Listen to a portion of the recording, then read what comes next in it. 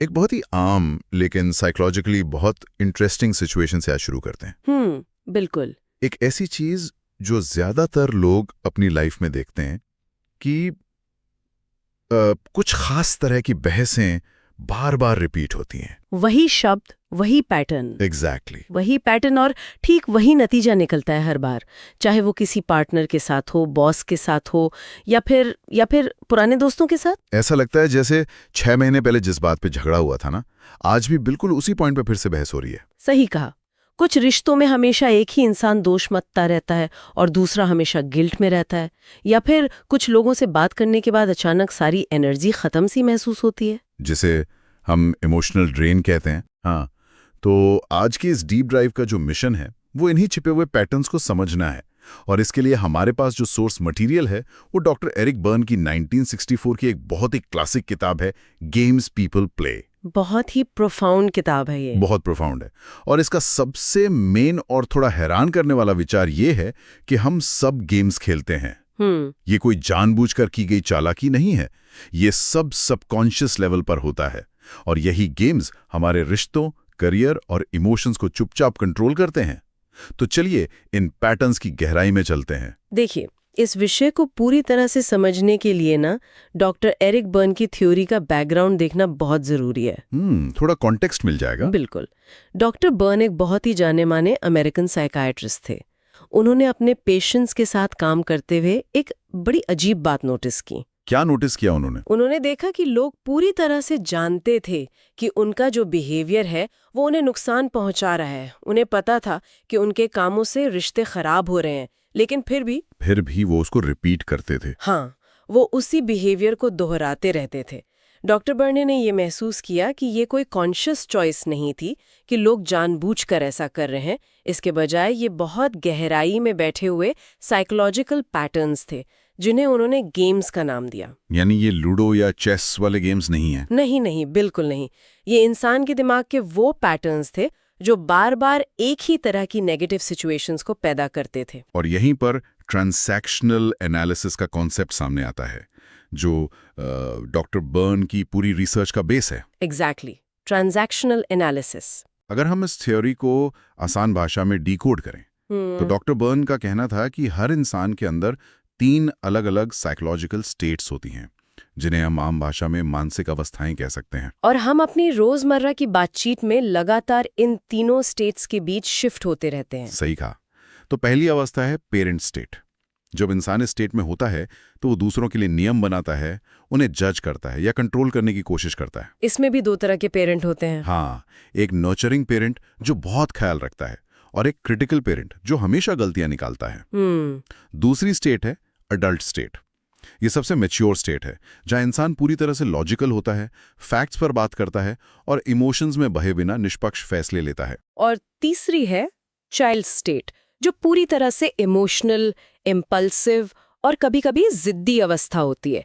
इसमें भी इंसान या तो एक फ्री चाइल्ड हो सकता है या फिर रिबेलियस चाइल्ड, जो हर बात का विरोध करता है। तो इन स्टेट्स के बीच का जो डायनामिक है ना, वही असली प्रॉब्लम की जड़ है।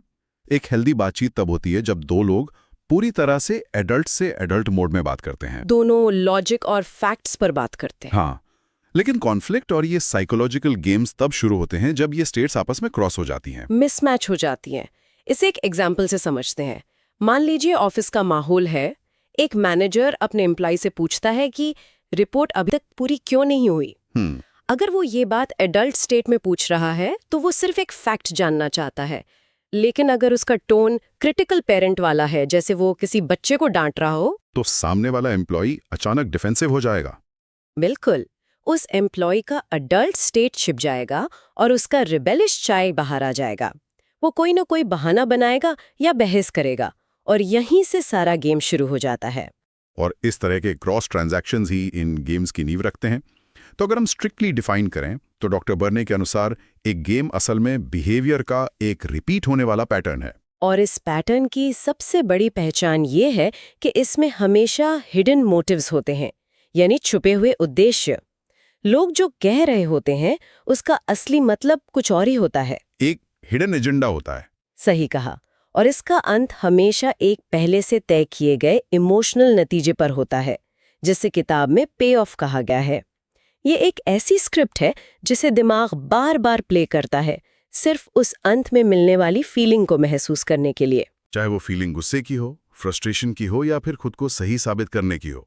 एग्जैक्टली। और इस सोर्स मटेरियल से जो सबसे हैरान करने वाली बात निकल कर आती है वो ये है कि ये सब ऑटो पायलट पर होता है, पूरी तरह से ऑटोमेटिक। जो लोग ये गेम्स खेल रहे होते हैं उन्हें इस बात का जरा भी अंदाजा नहीं होता कि वो एक सेट स्क्रिप्ट को फॉलो कर रहे हैं।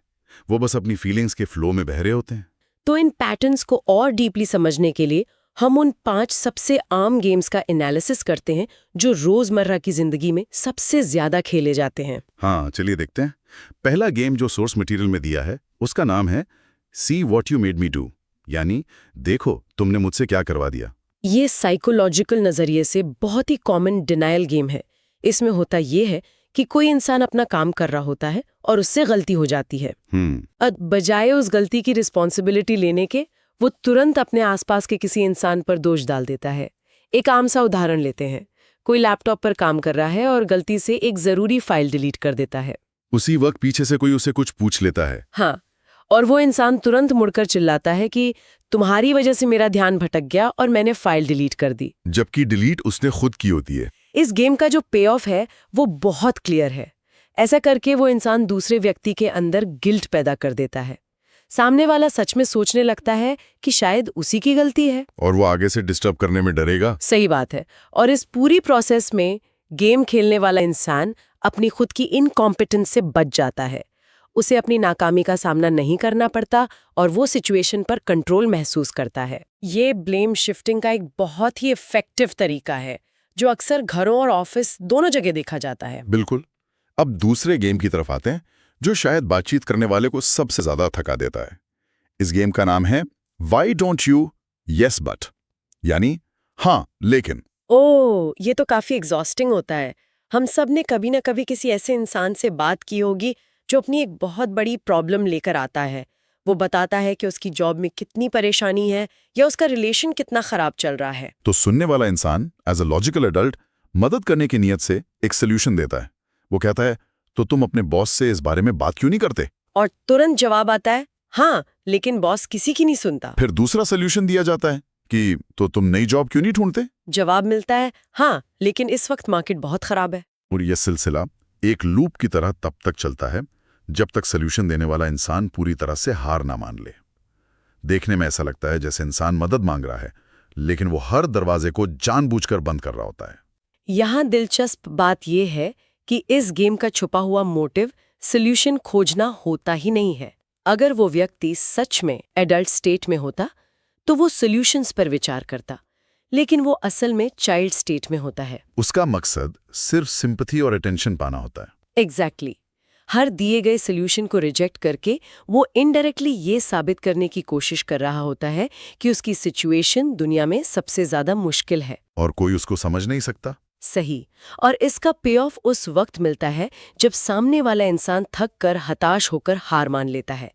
तब गेम खेलने वाले को एक अजीब सी जीत का एहसास होता है कि देखो मेरी प्रॉब्लम का तो कोई हल है ही नहीं। ये रियलाइजेशन कि लोग सोल्यूशन नहीं बल्कि अपनी प्रॉब्लम के लिए वैलिडेशन चाहते हैं, ये बहुत कुछ क्लियर कर देता है।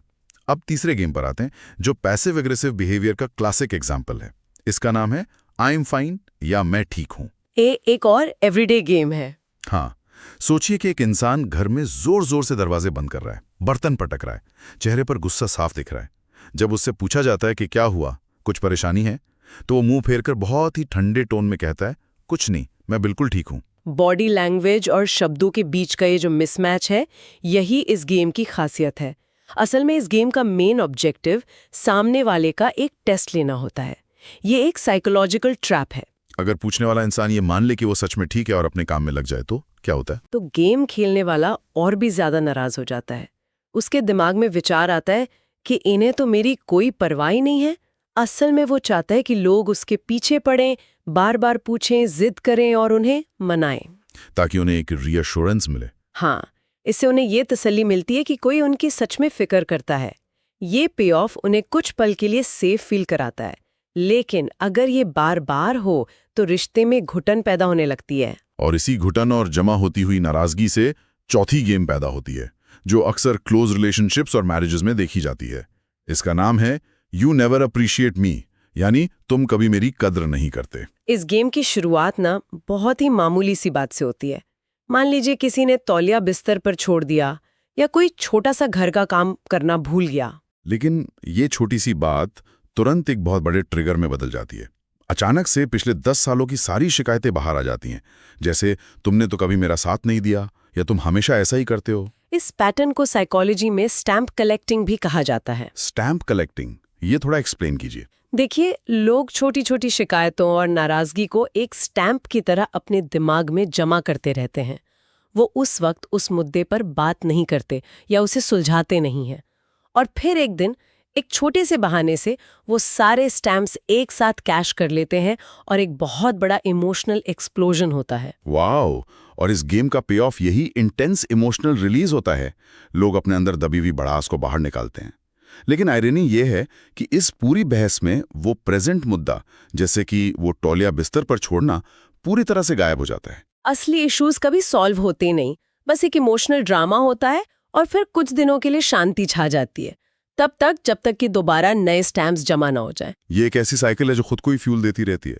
अब अगर घर से निकलकर हम वापस वर्कप्लेस की तरफ चलें तो 5वीं और एक बहुत मशहूर गेम देखने को मिलती है, I am only trying to help, यानी मैं तो बस मदद कर रहा था। ये ऑफिस का सबसे कॉमन गेम है। ये उस व्यक्ति का गेम है जो हमेशा दूसरों के काम में बिना वजह दखलंदाजी करता है, बिना मांगी सलाह देता है, दूसरों के प्रोजेक्ट्स में कमियां निकालता है। और जब कोई एम्प्लॉय परेशान होकर उसे ऐसा करने से रोकता है या उसकी एडवाइस मानने से इनकार कर देता है, तो वो तुरंत विक्टिम कार्ड खेल देता है।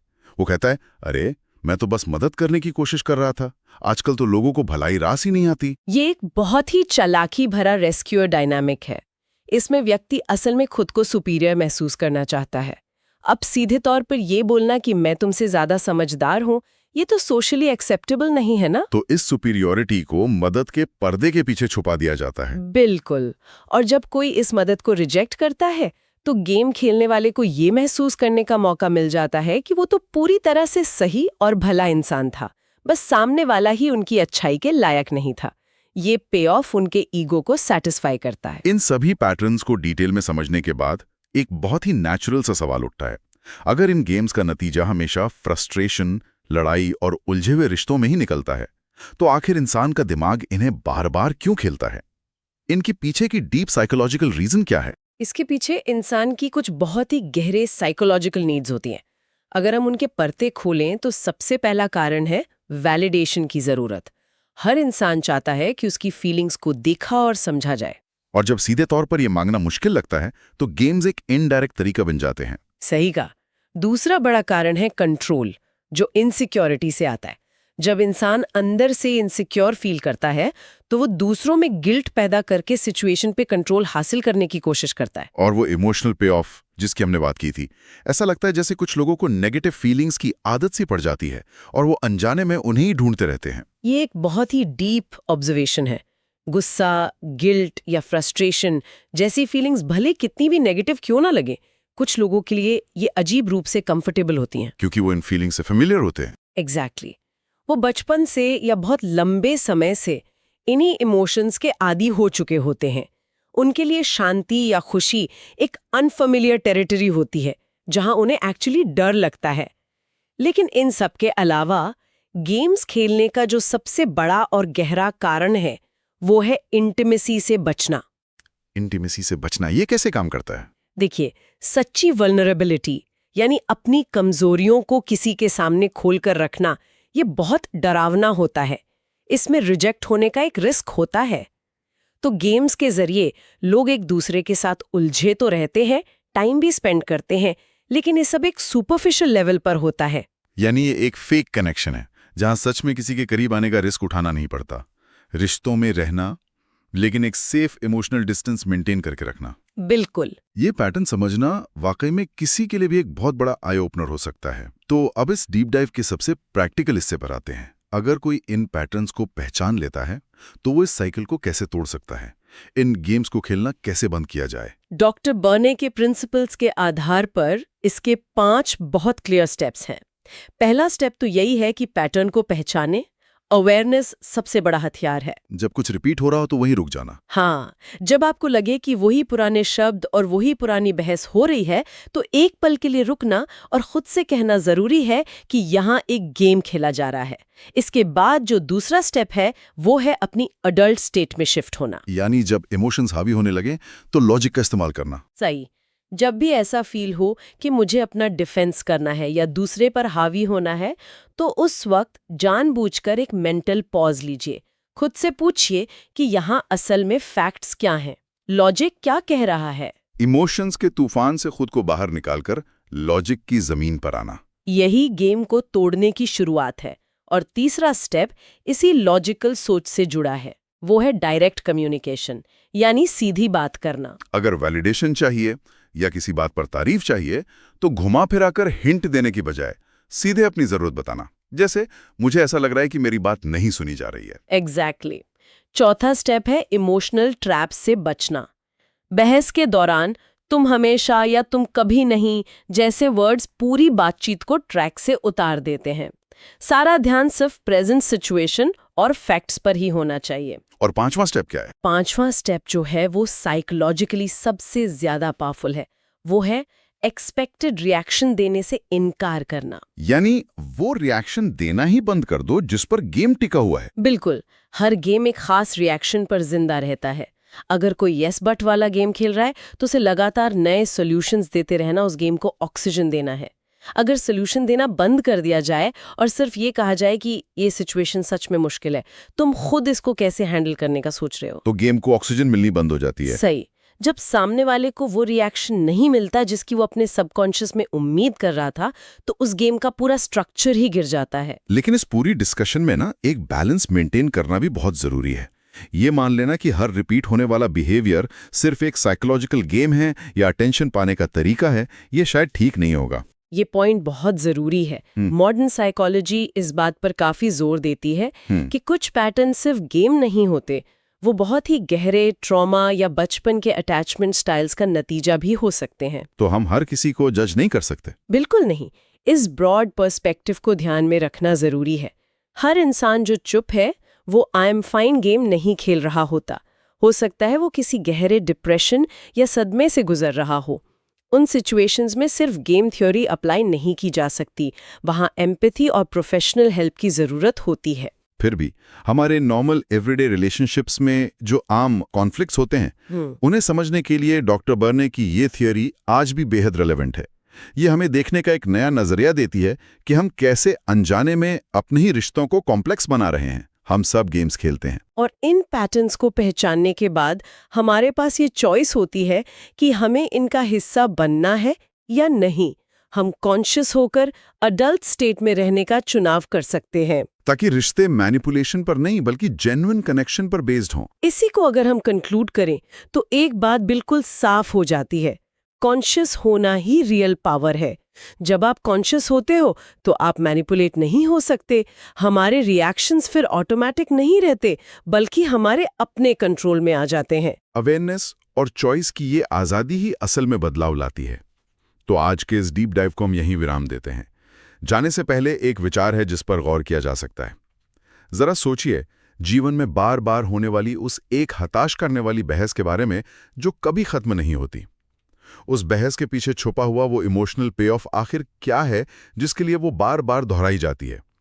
और क्या होगा अगर अगली बार उस बातचीत में वो एक्सपेक्टेड रिएक्शन ही ना दिया जाए जिसकी हमेशा उम्मीद की जाती है? ये एक छोटा सा बदलाव शायद पूरी स्क्रिप्ट को ही बदल कर रख दे।